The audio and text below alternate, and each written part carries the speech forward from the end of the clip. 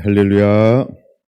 말씀을 함께 봅니다. 시편 119편 41절에서 48절입니다. 여호와여, 주의 말씀대로 주의 인자하심과 주의 구원을 내게 임하게 하소서. 그리하시면 내가 나를 비방하는 자들에게 대답할 말이 있사오리니 내가 주의 말씀을 의지함이니이다. 진리의 말씀이 내 입에서 조금 더 떠나지 말게 하소서. 내가 주의 규례를 바랐음이니이다. 내가 주의 율법을 항상 지키리이다. 영원히 지키리이다. 내가 주의 법도들을 구하여 싸우니 자유롭게 걸어갈 것이오며 또 왕들 앞에서 주의 교훈들을 말할 때에 수치를 당하지 아니하게 싸우며 내가 사랑하는 주의 계명들을 스스로 즐거워하며 또 내가 사랑하는 주의 계명들을 향하여 내 손을 들고 주의 율례들을 작은 소리로 읊조리이다. 아멘. 말씀을 마음에 품고 행하는 자, 말씀을 마음에 품고 행하는 자, 5번째 시간입니다. 시편 119편은 제목을 말씀을 마음에 품고 행하는 자, 이런 제목을 잡았어요. 그래서 계속해서 한 년씩 말씀을 나누고 있습니다. 자, 오늘 주일 오전에는 41편부터 48편까지를 중심으로 나누어 보려고 합니다.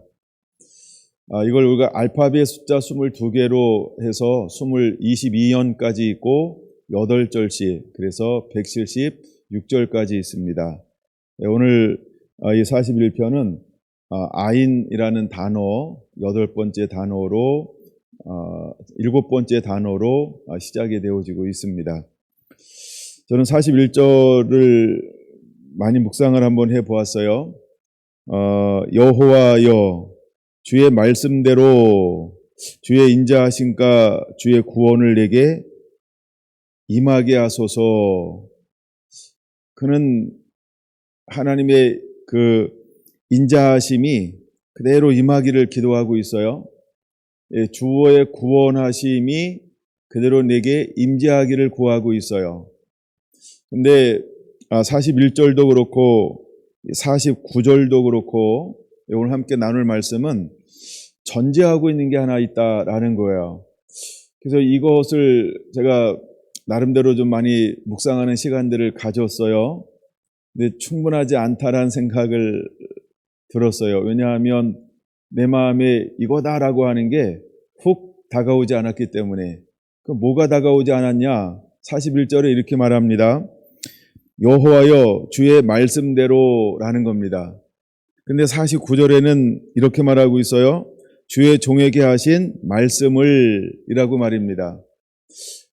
그러면 첫째 41절에는 주님의 말씀이라고 한 어떤 공통적인, 때로는 이스라엘 나라 차원에서 하나님이 말씀하신 것이 있다. 또한 이스라엘 나라가 우리가 온 열방이니까 하나님께서 모든 이 땅에 있는 피조물들에게 하나님께서 하신 말씀이 있다라는 넓은 의미로 한번 생각을 해 보았어요. 그러면 하나님께서 우리에게 주신 말씀이 뭐지? 근데 그 말씀을 붙잡고 그 말씀 때문에 무엇을 내게 임하게 해달라고 기도하고 있냐 하면 하나님의 인자하심과 주님의 구원이 내게 임하기를 원합니다 라고 그렇게 기도하고 있다는 거예요. 그러면 기도하고 있다, 사모하고 있다, 원하고 있다, 아니면 하나님께서 하나님은 어떤 하나님이냐 하면 약속의 하나님이니까 하나님께서 말씀하신 것을 내게 주시옵소서라고 하나님 앞에 기도하고 있다라고 하는 마음이 들었어요. 그래서 제가 일반적으로 하나님께서 주셨던 말씀이 무엇일까?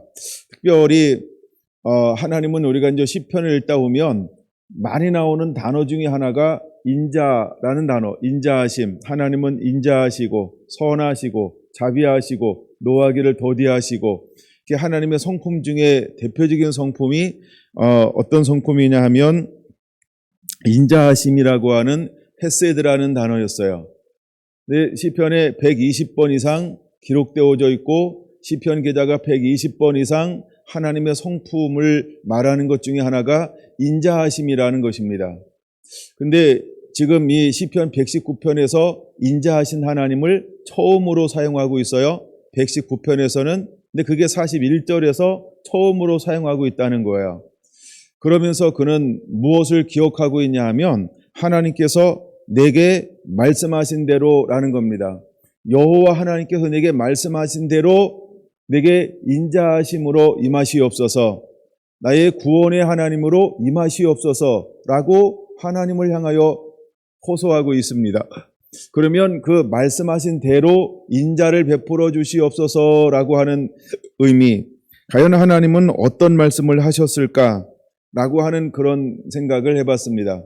물론 이 부분은 좀 더 오후에 그 부분을 좀 더 깊이 여러 가지를 좀 다뤄보려고 합니다. 먼저 그가 하나님이 말씀하신 대로, 여호와께서 내게 말씀하신 대로 첫째, 주의 인자하심이 내게 임하기를 원합니다 라고 그렇게 하나님 앞에 호소하고 있다는 겁니다. 근데 호소하고 있는데 무엇 때문에 그 인자하심을 달라고 기도할까? 그 왜 구원하심을 내게 임하기를 놓고 기도할까? 이런 마음이 들었어요. 근데 그 이유는 무엇이냐 하면 내가 하나님의 그 말씀 때문에 나는 그 인자하심과 그 구원하심 때문에 이제는 하나님을 향하여서 헌신하며 살겠습니다. 나는 그 말씀에 붙들려서 온전히 주님의 나라와 의, 하나님의 영광, 그 부르심의 목적을 위해서만 살겠습니다라고 하나님 앞에 헌신적 결단을 하고 있는 것을 볼 수 있습니다. 그럼 왜 그가 하나님 앞에 이제 인자하심 하나님, 구원의 하나님, 그 말씀으로 말미암아 나는 이제는 떠나지 아니하고 주님만을 위해서 헌신하는 삶을 살겠다라고 왜 결단하고 있을까? 거기에 가장 중요한 것 중에 하나가 뭐냐 하면 바로 인자하심이라고 하는 단어입니다. 제가 이걸 언어를 찾아봤어요. 그랬더니 인자하심이라고 하는 단어를 하사데카라고 하는 이런 복수형, 헤세드의 복수형으로 기록하고 있다는 것입니다. 헤세드, 그냥 하나님의 인자하심이 아닌 이것을 복수로 기록하고 있다. 이 말은 어떤 의미가 있냐 하면 언약적 관계가 유지되는 대상을 향한 하나님의 무한한 인자하심이나 자비하심이나 긍휼하심이나 인애를 강조하고 있는 말이라는 것입니다. 다시 말해서 이 인자하심을 내게 임하게 하여 주옵소서라고 이렇게 기도하고 있는 것은 바로 하나님은 언약의 하나님입니다 라고 하는 것입니다.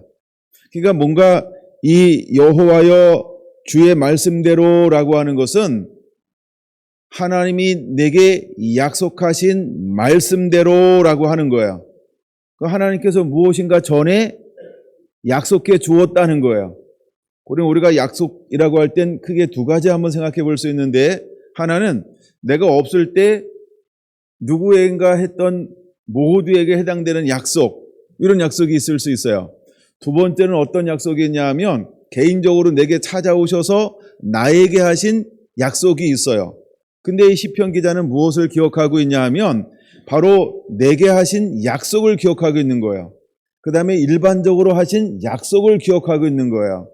그럼 여기서 우리가 어떤 걸로 봐야 될까라고 할 때 두 번째 경우인 일반적으로 했던 약속을 붙잡고 있는 거예요.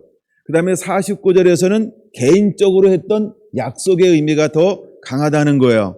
그래서 49절은 이렇게 번역을 했죠. 주의 종에게 하신 말씀을 기억하소서. 이거는 개인적인 호세드, 약속이라고 하는 거예요. 개인적인 하사데카, 약속이라고 하는 거예요. 하나님은 어떤 하나님? 언약의 하나님이라는 거예요. 근데 하나님은 언약의 하나님인데 하나님이 언약적 사랑에 호소하고 있는 거죠. 하나님께서 말씀하셨으니까 나는 그 말씀을 의지하고 그 말씀을 붙잡고 하나님을 의지합니다. 하나님께서 이렇게 말씀하셨으니까, 하나님 이렇게 하시겠다고 약속하셨으니까 나는 그 말씀을 붙잡고 전적으로 주님을 사랑하며 주님을 사랑하는 삶을 살겠습니다. 헌신하는 삶을 살겠습니다. 충성된 삶을 살겠습니다. 그 나라와 의를 위한 삶을 살겠습니다. 라고 하나님 앞에 이제 무엇인가 자기의 마음을 털어놓고 있다라고 하는 것입니다.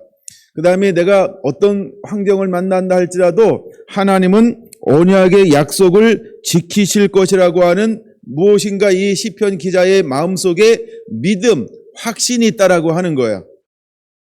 하나님이 언약의 하나님이니까 그 약속한 것을 지킬 것이다라고 하는 그 확신이 있다라고 하는 거예요.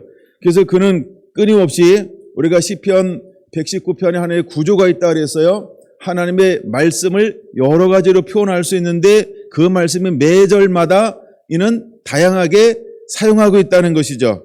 그래서 여러분들이 다시 한번 그 말씀의 의미가 어떤 의미를 가지고 있는지를 제가 전체 톡에 올려준 것을 다시 한번 찾아서 읽어보는 것이 계속해서 도움이 될 거라는 것입니다.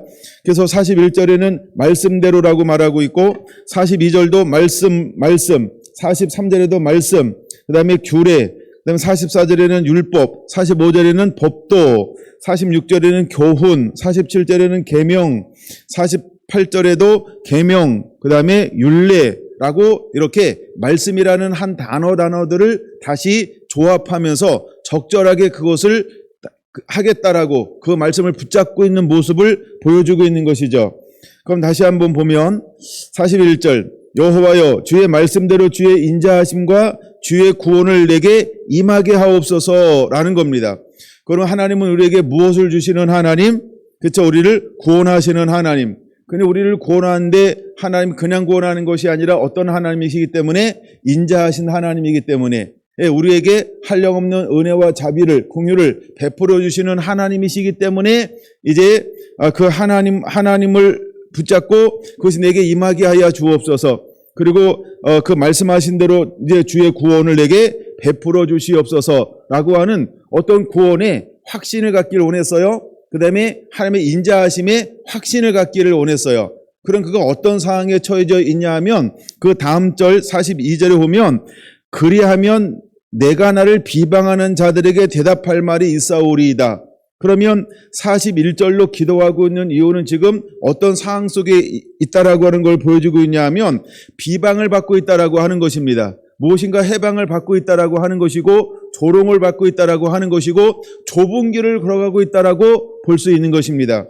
그래서 그가 비방을 받을 때 나로 하여금 할 말이 있게 하여 주옵소서라고 하는 거죠.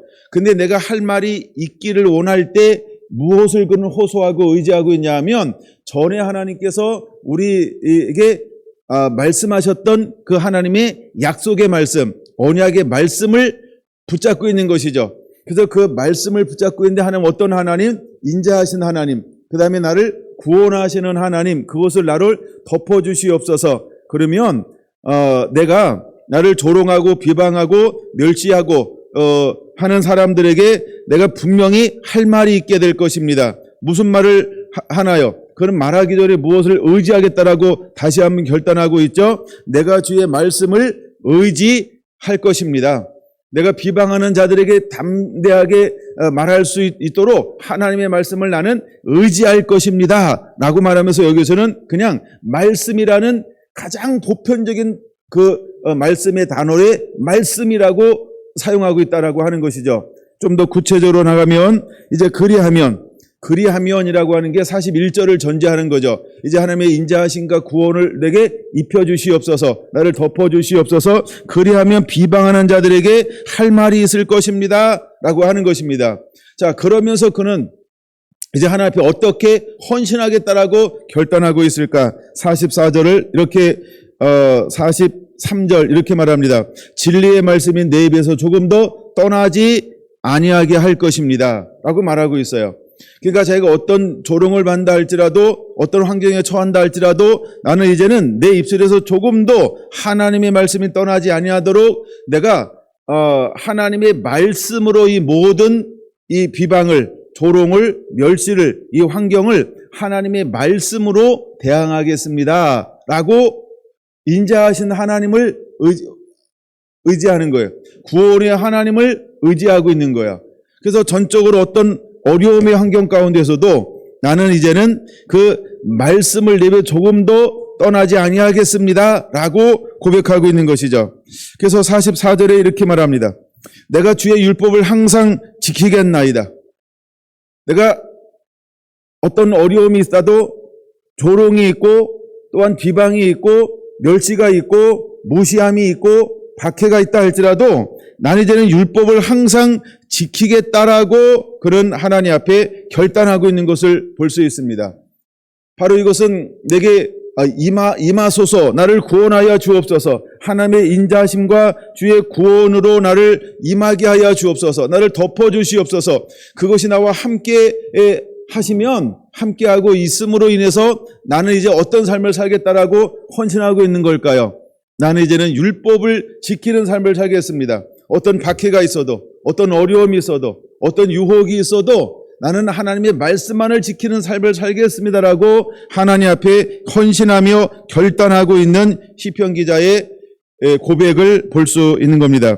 두 번째 45절에 이렇게 말합니다. 내가 주의 법도들을 구하여 싸우니 자유롭게 걸어갈 것입니다. 이것이 무슨 말일까요?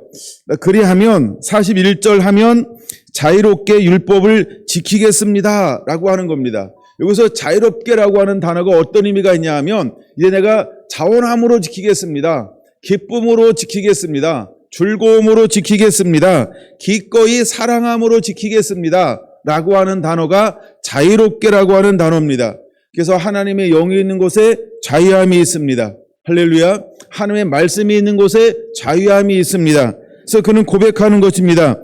이제 41절 하면 나는 자유롭게 하나님의 말씀을 지키는 자가 되겠습니다. 어떻게 지킨다고요? 내 마음으로부터 내면으로부터 자원하는 마음이 일어나서 외부로부터는 모든 환난과 핍박과 여러 가지 수많은 어려움들을 그 속에서도 하나님의 율법을 사랑함으로 지켜내겠습니다 라고 하는 헌신적 결단을 고백하고 있는 것을 볼 수 있습니다. 그 다음에 세 번째 46절은 이렇게 고백하죠. 또 왕들 앞에서 주의 교훈들을 말할 때 수치를 당하지 아니하겠으며 라고 말합니다.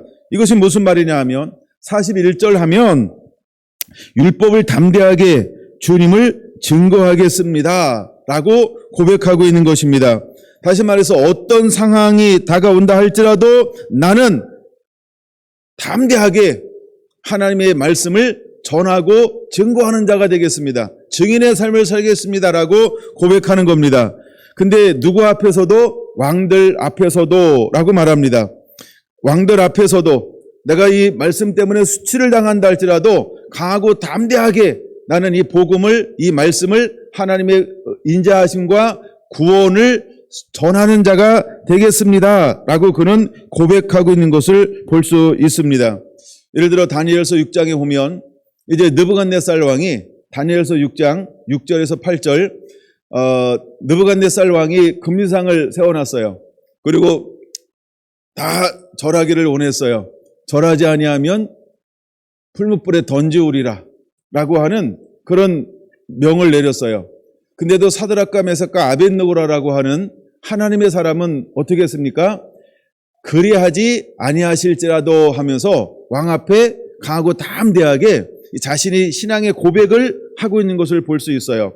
그러니까 하나님이 불 속에서 건져낸다 할지라도 또 왕의 손에서 건져내지 않는다 할지라도 나는 건져내고 노임받고 여기에 상관하지 아니하고 절할 수도 없고 하나님만 섬기겠다라고 무엇을 의지하고 고백하고 있나요? 하나님의 인자하심과 하나님의 구원하심을 하나님의 언약의 말씀을 의지하고 그런 강하고 담대하게 선포하고 있는 것을 볼 수 있습니다. 무엇이 그렇게 만들어냈을까? 바로 하나님은 어떤 하나님이신지 하나님은 어떤 분인지라고 하는 그 언약의 말씀이 내 마음에 인을 쳐서 내 안에서 자원함으로 우러나오는 그 고백이 사랑이 되었기 때문에 가능한 것입니다. 우리 안에도 이런 은혜들이 임하게 되기를 원합니다. 47절은 이렇게 말합니다. 47절 내가 사랑하는 주의 계명들을 스스로 즐거워하며 라고 말합니다. 그는 하나님의 율법을 기쁘게 즐겁게 지키겠다라고 고백하고 있는 것을 볼 수 있습니다. 이제 하나님의 말씀은 나의 기쁨입니다. 그 다음에 이것은 나의 즐거움입니다. 이것은 나의 행복입니다. 이것은 나의 힘이십니다. 그냥 그는 하나님의 말씀이 나의 무엇이 된 것에 대해서 고백하고 있는 걸까요? 나의 모든 것, 나의 행복, 나의 삶의 존재에 의미가 되었습니다. 라고 그는 고백하면서 그것을 시인하고 있는 것이죠. 무엇이 이것을 가능하게 했을까? 바로 41절이 이것을 가능하게 한 것입니다. 그래서 여호와의 인자하심과 그 주의 구원하심이 내게 덮어주시옵소서. 근데 그 근거가 되는 것이 무엇이냐 하면 바로 여호와여 주의 말씀대로 하나님의 말씀이 내 힘의 근거가 되었다라고 그는 고백하고 있는 겁니다. 48절 그는 이렇게 말합니다. 다섯 번째죠. 48절 내가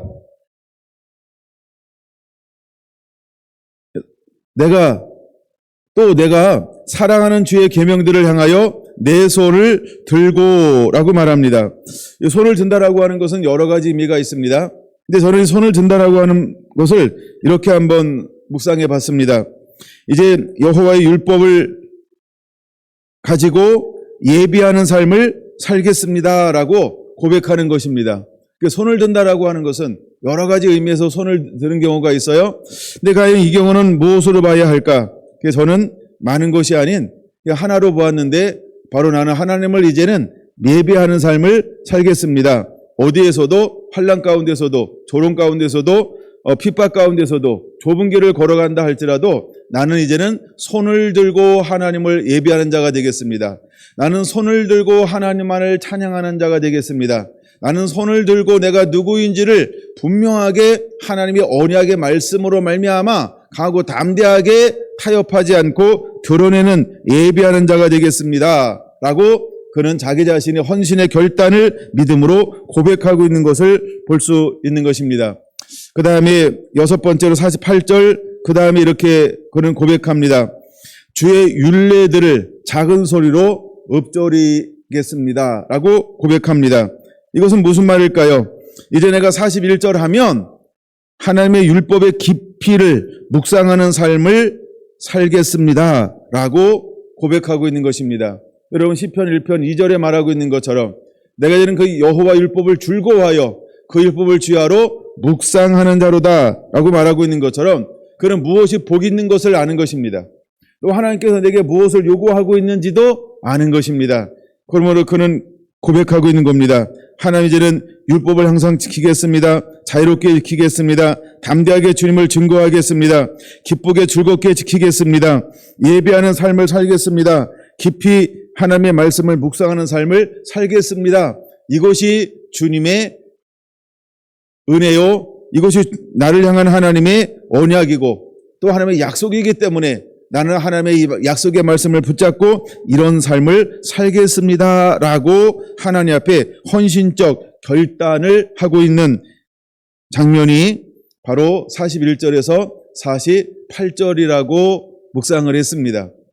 제가 이 묵상을 끝나고 나서 제 마음에 드는 하나의 생각이 있었어요. 이 느낌인데 어떤 느낌이 들었냐 하면 마치 그 요람에 누워있는 어린아이와 같다.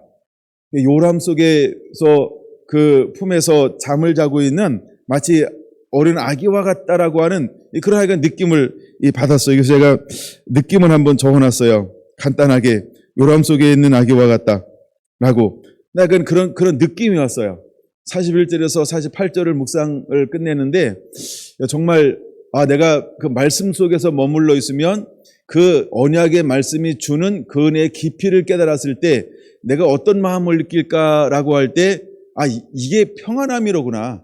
그래서 평안함이라고 하는 건 사방에 어떤 일이 일어난다 할지라도 고요함을 유지할 수 있는 상태. 그래서 마치 그 아이가 누워있는 요람. 이것이 생각이 났어요. 여러분에게도 이런 은혜가 임하게 되기를 원합니다. 여러분 41절 한 구절 속에 깊이 있는 하나님의 사랑을 누리고 또 누리는 여러분들이 되기를 원합니다. 그러면 여러분에게 하나 묻고 싶은 것이 있어요. 과연 나는 하나님의 말씀이 그러니까 내게 주어진 하나님의 말씀은 무엇일까? 여러분에게 가장 힘이 되고 능력이 되는 말씀은 무엇인가? 여러분은 매 순간순간마다 여러분들이 붙잡고 삶을 살아가게 되는 말씀은 무엇인가? 여러분 그런 말씀이 있나요? 여러분에게 그런 말씀이 있나요? 우리가 이제 신앙 고백을 할 때 이렇게 묻잖아요. 너희는 나를 누구라고 하느냐? 너희는 나를 누구라고 하느냐? 물론 여러분들이 베드로의 고백을 다 아실 거예요. 저는 그리스도시요 살아계신 하나님의 아들입니다. 그런 것처럼 여러분에게 가장 힘이 되는 말씀은 무엇인가요? 많은 사람들이 암송하고 있는 것 중에 하나가 그냥 다 아는 말씀이 아마 요한복음 3장 16절이라고 이야기하죠. 하나님의 세상을 사랑하사 독생자를 주셨으니 누구든지 저를 믿으면 멸망치 않고 구원을 얻으리라. 그다음에 구약 속에서 가장 많은 세계에서 기독교인들이 가장 많이 암송하는 말씀이 시편 23편이라고 하죠. 여호와는 나의 목자시니 내게 부족함이 없으리로다. 그가 나를 푸른 초장으로 인도하시며 실만한 물가로 인도하시는도다. 그럼 여러분은 가장 애창하는 말씀이 뭘까요? 여러분에게 가장 힘이 되는 말씀은 뭘까요? 여러분 시편 이 기자는 바로 41절에서 여호와여 주의 말씀대로라고 말하고 있어요. 그런 것처럼 여러분들이 붙잡고 있는 말씀은 무엇인가요? 여러분이 붙잡고 있는 말씀은 무엇일까? 이런 생각을 한번 해보았어요. 물론 이제 오후에 이 부분을 좀 나눌 겁니다만 저희 교회가 시작될 때 하나님께서 주셨던 하나의 말씀이 있었어요. 그 말씀이 고린도전서 3장 11절이었어요. 그래서 저는 그 말씀을 그냥 똑같은 성경인데도 다르게 붙잡고 있어요. 다르게 붙잡고 있어요. 이 터는 곧 예수 그리스도라. 그러니까 이 말씀이 저에게는 특별한 말씀이 되었어요. 그리고 힘이 되는 말씀이 되었고, 내가 과연 성도들을 어떻게 세워야 될까? 어떻게 세우는 자가 되어야 할까? 라고 할 때 6가지 재료가 있죠. 금이나 은이나 보석으로 세워야 될 것이냐, 나무나 흙이나 짚으로 세워야 할 것이냐 라고 하는 거예요. 그러면서 이것을 붙잡고 열심히 가고 있는 가운데 하나님은 우리에게 은혜를 부어주시고 어떤 것을 초점을 맞춰 가게 했냐면 신부를 만드는 거예요. 신부를 단장하는 거예요. 그럼 신부로 단장하는 데 있어서 절대적으로 필요한 게 뭐냐면 금이나 은이나 보석이어야 한다는 거죠. 만약에 공력이 불로 나타날 것인데 근데 나무나 풀이나 짚으로 지었다라고 한다면 이것은 다 허망한 거죠. 아무것도 없다라고 하는 거예요. 그러나 너는 구원받을 것인데 어디 가운데서? 불 가운데서 구원받는 것과 같을 것이다 라고 말씀하고 있어요. 그러면 여러분들은 어떻게 될까요? 만약에 여러분들이 나무나 풀이나 짚이다 그러면 하여간 저는 세웠으니까 하여간 구원을 받아요. 근데 여러분들은요 어떻게 될까요? 전부 잃어버린다는 거예요. 여러분 우리가 신부라고 하는 게 뭘까? 그래서 하여간 하나님께서 경주에서 첫날 밤을 자고 일어날 때 제 마음속에 주셨던 말씀이에요. 이 터는 곧 예수 그리스도라. 그리고 이것을 우리가 문맥으로 한번 읽어봐야 됩니다. 문맥으로 읽을 때 우리가 예수님이 터를 닦아놨는데 그 위에 어떻게 세워야 할 것이냐. 그러니까 어떻게 세울 것인지를 조심하라는 거예요. 근데 하나님은 우리에게 어떤 직분을 주었냐면 이제는 세우는 직분을 주었다는 거예요. 교회를 이제 막 시작할 건데, 그러니까 교회를 세울 건데, 근데 주님이 분명히 말씀했어요. 이 터는 예수 그리스도라고. 그러면서 이 말은 무슨 말이냐면 너는 금이나 은이나 보석으로 세우라 라고 말씀하고 있다라고 하는 거예요. 그리고 이제 이름을 바꾸고 여기에 성전을 건축하고 들어와서 얼마 지나서 이름을 이제 비공식이 아닌 공식적으로 성결한 교회로 이름을 바꾸려고 할 때 하나님이 또다시 준 말씀이 있다는 거예요. 그게 뭐냐 하면 계시록 3장 18절이었다는 거예요. 첫 번째가 어떤 말씀이냐 하면 너는 연단된 금을 사서 부유하게 하라라는 것이었습니다. 연단된 믿음으로 부유하라라고 하는 게 뭘까요? 바로 고린도전서 3장 11절의 말씀, 3장 11절의 말씀을 포용하는 거죠. 금이나 은이나 보석으로 세워야 한다는 것입니다.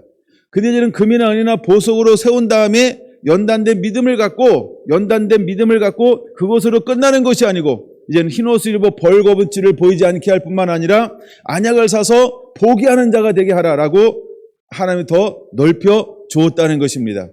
이런 것처럼 여러분들이 우리가 개인적으로 붙잡은 말씀이 있어요. 그 다음에 여러분들에게도 뭔가 붙잡는 말씀이 있을 거예요. 여러분을 여러분 되게 하는 말씀. 여러분의 어떤 위기를 만날 때. 그래서 제가 많은 사람들이 어떤 말씀의 부름을 갖고 사역을 감당했는가를 한번 묵상해 보기 시작을 했어요. 근데 이건 개인적인 것이 아니고 그냥 성경에 나오는 것들이죠. 예를 들어 하나님이 아브라함에게 하나님께서 무엇을 말했을까요? 야, 너는 본토 친척 아비집을 떠나라는 것입니다. 그리고 내가 지시한 땅에 머물러라. 그럼 내가 너를 복의 근원으로 만들겠다. 많은 말씀을 한 게 아니에요. 내가 너에게 복의 근원으로 만들겠다라고 말씀했습니다. 근데 결국 아브라함은 그 말씀을 붙잡고 위기 때마다 그 말씀을 붙잡았어요. 그럴 때마다 하나님은 찾아오셔서 또 다른 약속에 약속을 더하셨지만 결국 하나님은 아브라함을 통해서 무엇을 만들어 주었나요? 복의 근원으로 만들어 주었다는 거예요. 하나님의 모세를 어느 날 찾아왔어요. 그리고 그게 뭐라고 말합니까? 이제는 이 백성을 이끌어내라는 것입니다. 그리고 내가 죽이라고 약속한 그 땅으로 인도하여 드리라 라고 하는 말씀이 이제 기록되어져 있는 것입니다. 그러면 모세에겐 특별한 말씀이 있는 게 아닙니다. 모세에게 하나님이 주셨던 말씀은 무엇입니까? 내가 다 보았다. 야, 이제 내 민족을 이끌어내서 내가 약속한 그 땅으로 들어가라. 여기까지가 하나님의 언약, 모세에게 주었던 약속의 말씀이라는 거예요. 이것을 일컬어서 뭐라고 표현할 수 있을까요? 41절로 표현할 수 있는 거예요. 41절이라고 하는 거, 이게 바로 하나님의 인자하신 하나님, 하나님의 구원의 하나님을 내게 임하게 하여 주옵소서. 이 말씀을 붙잡고 모세는 40년 동안 살아가게 되더라는 것입니다. 여러분, 하나님이 여호수아를 들었었는데 그에게 어떤 특별한 말씀을 주었을까? 여호수아에게 준 개인적인 말씀은 뭘까요? 개인적인 말씀은 뭘까요? 야, 너는 강하고 담대하라. 그리고 이 말씀대로 그대로 행하는 자가 되라. 치우치지 말라는 것입니다. 타협하지 말라는 것입니다. 무서워하지 말라는 것입니다. 그것이 바로 여호수아가 끝까지 붙잡아야 될 말씀이었어요. 실제로 여호수아는 어떻게 살았습니까? 그 살아있는 동안 하나님을 그대로 섬겼더라. 다시 말해서 약속의 말씀, 내게 준 말씀 그대로 그는 어떻게 했다? 지켜내었다라고 하는 것입니다. 한 사람만 더 찾아볼까요? 저는 사도 바울을 생각해 보았어요. 여러분, 사도 바울에게 하나님께 주신 말씀이 무엇인가? 내가 너를 이방인을 담아내는 그릇으로 삼겠다. 뭐 다른 멋있는 말씀이 있는 게 아닙니다. 무슨 말씀을 했다고요? 너는 이방인을 담아내는 그릇이다. 그게 개인적으로 받은 말씀이에요. 그리고 그는 어떤 인생을 살아가나요? 실제로 그는 이방인을 담아내는 그릇으로 순교하는 그날까지 살아가더라는 것입니다. 여러분, 이와 같이 여러분에게 주어진 말씀이 있습니까? 여러분을 여러분에게 만드는 말씀. 여러분들이 신앙 안에서 걸어가면 걸어갈수록 하나님이 어떤 개인적인 부르심을 가지고 무엇인가 쓰기를 원하시는 그런 말씀. 바로 41절과 49절은 그런 의미의 말씀이라는 것이죠. 먼저 우리가 41절의 말씀 이렇게 말하죠. 여호와여, 주의 말씀대로 주의 인자하심과 주의 구원을 내게 임하게 하소서라고 말입니다. 여러분에게 이런 은혜가 임하게 되기를 원합니다. 여러분, 인자하심이라고 하는 말씀에 사용되어질 때 언제 이 말씀이 사용되어지고 있을까요? 인자하심이라는 하나님의 성품이 처음으로 공개되어지는 것이 어떤 사항인지 여러분 아십니까? 창세기 19장 19절을 한번 보겠습니다. 창세기 19장 19절에서 하나님의 인자하심이 처음으로 사용되어지기 때문입니다. 근데 창세기 19장은 어떤 배경을 가지고 있습니까? 소돔과 고모라라고 하는 배경이라는 것입니다. 근데 하나님의 인자하심이라는 성품이 어디에서 처음 쓰여지고 있다라고요? 소돔과 고모라 땅에서 처음으로 쓰여지고 있다라고 하는 겁니다. 약간 처음 들었던 분들은 쇼킹해야 돼요. 저도 인자하심이 어디에서 처음 하나님의 성품이 드러났을까라고 봤을 때 깜짝 놀랐어요. 어떤 경우냐면 소돔과 고모라 땅에서 드러나기 시작했어요. 19절 같이 읽습니다. 주의 종이 주께 은혜를 입었고 주께서 큰 인자를 내게 베푸사 내 생명을 구원하시오니 오나 내가 도망하여 산에까지 갈 수가 없나이다. 두렵건대 재앙을 만나 죽을까 하나이다. 그는 내가 은혜를 입었습니다. 큰 인자하심을 내게 베푸사 내 생명을 구원하여 싸우니 하면서 그는 어떤 하나님인 것을 알았어요. 인자를 베푸시는 하나님, 은혜를 베푸시는 하나님, 그게 나를 구원했다는 겁니다. 그러면서 그가 뭘 구합니까? 산 너무 멀어요. 여기까지 가면 안 돼요. 하고 뭐에 호소하고 있어요? 은혜의 하나님, 인자하신 하나님. 하여간 여러분들이 그 배경을 묵상해서 여러분들이 좀 더 은혜가 되면 저처럼 이렇게 웃을 수밖에 없을 거예요. 저는 굉장히 이 장면이, 이거 하여간 그 인자하신 하나님을 이렇게 처음 사용하는구나. 이 부분에 굉장히 저를 재밌게 했어요. 그 다음에 출애굽기 15장을 보겠습니다. 출애굽기 15장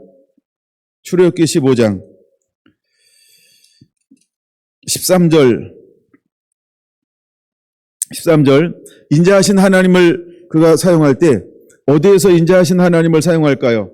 모세가 이제 모세가 홍해를 건넜습니다. 그러면서 하나님을 찬양할 때 그는 모세는 어떤 하나님 앞에 노래하고 있냐면 13절 이렇게 말합니다. 주의 인자하심으로 주께서 구속하신 백성을 인도하시되 주의 힘으로 그들을 주의 거룩한 처소에 들어가게 하시나이다 하면서 모세가 인자하신 하나님의 성품 앞에 그 인자하신 하나님을 노래하고 있습니다. 근데 어떤 상황 속에서 인자하신 하나님을 사용하고 있을까? 그 부분을 좀 본 건데, 그쵸? 함의 구원에 낸 것에 대한 영광과 존귀와 찬양을 드릴 때 그 하나님의 성품 중에 하나가 어떤 성품? 인자하신 하나님. 결국 우리를 구원해 내는데 하나님은 어떤 하나님이시다? 인자하신 하나님이기 때문에 우리를 이렇게 인도하고 있다라고 그는 고백하고 있는 것입니다. 출애굽기 34장 6절과 34장 6절과 7절입니다. 또 하나님의 인자하심을 사용할 때 언제 그는 인자하심이라고 하며 성품을 사용하고 있을까? 하여간 문맥으로 보면 이 세 경우가 다 하여간 약간 이렇게 이런가 하고 하여간 저는 웃었다는 거예요. 이럴 때 하나님이 인자하심을 사용하는구나. 그 인자하신 하나님을 이렇게 쓰나? 하여간 이런 생각이 들었다는 거예요. 6절 볼까요? 여호와께서 그의 앞으로 지나가시며 선포하시되 여호와라 여호와라 자비롭고 은혜롭고 노하기를 더디하시고 인자와 진실이 많은 하나님이시니 인자를 천대까지 베풀며 하면서 어디에서 하나님의 인자하심의 하나님을 이렇게 고백하고 있나요? 앞뒤 문맥을 보면요. 전부 뭐예요? 구원하실 때 사용하고 있다는 거예요. 뭔가 우리가 잘못되었을 때 빗나가고 있을 때 다시 이렇게 회복이 필요할 때 그들이 사용하고 있는 그 성품 중에 하나가 어떤 인자하신 하나님을 언제 그들은 인자하신 하나님을 생각해내고 있나요? 무엇인가 잘못됐을 때 그리고 회복되기를 원했을 때 회복의 은혜가 임했을 때 하나님의 손길이 필요할 때 그들은 인자하신 하나님을 향하여 호소하고 있다라고 하는 것입니다. 그걸 한 군데만 더 볼게요. 여호수아 2장 14절입니다. 여호수아 2장 14절입니다. 그들은 언제 하나님의 인자하심의 하나님 앞에 그 인자하심을 사용하고 있나요?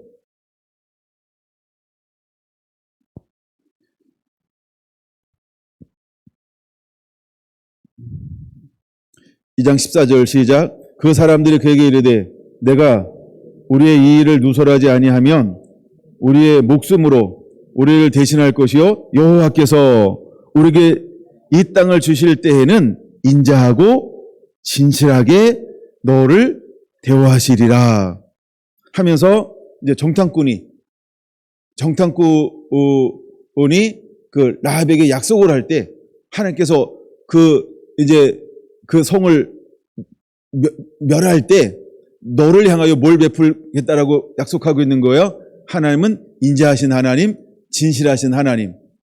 그러니까 하나님의 인자하심이라는 하나님이 언제 문맥에서 오면 언제 사용하고 있는 걸 볼 수 있어요? 구원하실 때. 인자하신 하나님이라고 하는 성품이 이제 이렇게 고백하고 있는 걸 볼 수 있어요. 그래서 이 시편 119편 이 기자도 41편에 인자하심과 무엇으로 내게 덮어달라고 임하게 해달라고 기도하고 있죠. 인자하심과 주의 구원을. 그럼 여러분 하나님은 우리에게 언제 하나님께서 이 인자하심을 베풀어 주실까요? 그러면 주님께서 내게 약속하신 그 약속의 말씀은 어떤 말씀일까요? 그러므로 우리가 붙잡아야 할 말씀이 무엇인지 여러분들이 이 말씀을 묵상하면 묵상할수록 개인적으로 다가오는 이 느낌, 이 은혜가 있어야 돼요. 나는 언제 이 하나님의 인자하신 하나님을 만날 수 있을 것인가? 내게 언제 하나님께서 인자하신 하나님으로 내게 찾아오실 것인가? 여러분들이 거기에 깊은 만남이 일어나게 되기를 예수님의 이름으로 축원을 드립니다. 41절을 읽고 말씀을 마치려고 합니다. 여호와여, 주의 말씀대로 주의 인자하심과 주의 구원을 내게 임하게 하소서. 아멘.